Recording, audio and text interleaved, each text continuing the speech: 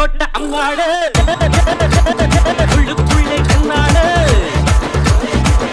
എടാ ദാസപ്പ എന്തോ ഇത് നമ്മൾ ഇന്നലെ ടി വി കണ്ട ചേട്ടനല്ലേടാ? ടി വിയിലോ? ഞാനോ? അതാ ഈ ചേട്ടൻ തന്നെ. ഇന്നലെ ഇവിടെ വാർത്തയിലൊക്കെ കാണിച്ചു. ഞാൻ കഴിഞ്ഞ ദിവസം ഒരു വീഡിയോ കണ്ടു.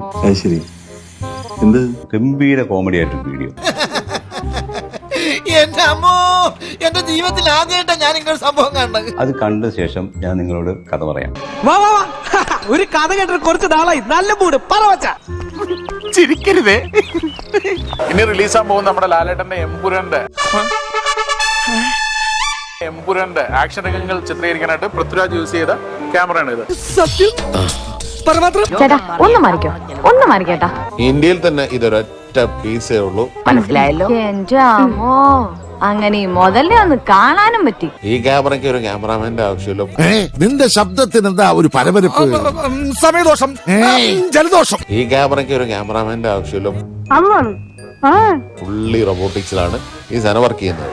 ശാസ്ത്രത്തിന്റെ ഒരു വളർച്ച. ഇന്ത്യയിൽ ആകെ ഒരൊറ്റ പീസേ ഉള്ളൂ, അത് ഇതാണ് കേട്ടോ. മമ്പർത്തെ തങ്ങളി മനസ്സിൽ വിചാരിച്ചു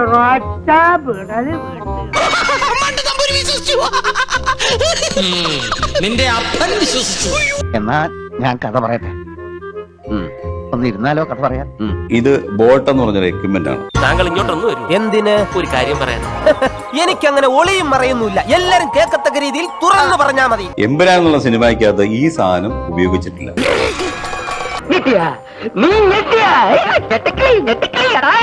അതിന്റെ ഡയറക്ടർ എന്ന് പറഞ്ഞാൽ പൃഥ്വിരാജാണ്. അയാൾ ക്യാമറമാൻ അല്ല, ഒരു അഭിനേതാവാണ്, ഒരു സംവിധായകനാണ്. ഇതിന്റെ ക്യാമറമാൻ സുജിത് വാസുദേവ് എന്നൊരാളാണ്. അതുകൊണ്ട് നീ ആലോചിച്ചൊക്കെ കാര്യങ്ങൾ പറയണം. എന്താ ഉറക്കം വരുന്നു. പൃഥ്വിരാജിനെ എല്ലാവർക്കും ഇഷ്ടമാണ്.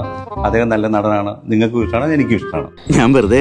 നീ വെറുതെയാണെന്ന് എനിക്കറിയാം. ഇനി നിന്റെ അറിവിലേക്ക് പറയുകയാണെങ്കിൽ നിന്നെയാ പോയി വാങ്ങിച്ചിട്ട് പോരെ. മോക്കോ ബോട്ട് എന്ന എക്യുപ്മെന്റ് ആണ് എമ്പുരാനിൽ ഉപയോഗിച്ചിരിക്കുന്നത്.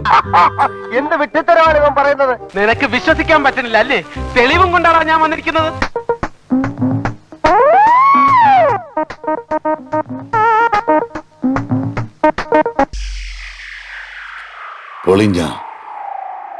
ക്ഷമിക്കണം, ഉപദ്രവിക്കരുത്, ജീവിതമാണ്. ഇത് കള്ളുഷാപ്പിലെ വീഡിയോ പറയുന്ന പോലല്ല.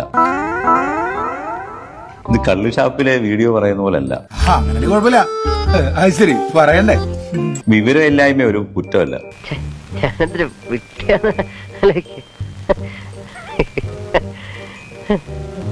വിവരമില്ലായ്മ ഒരു കുറ്റമല്ല.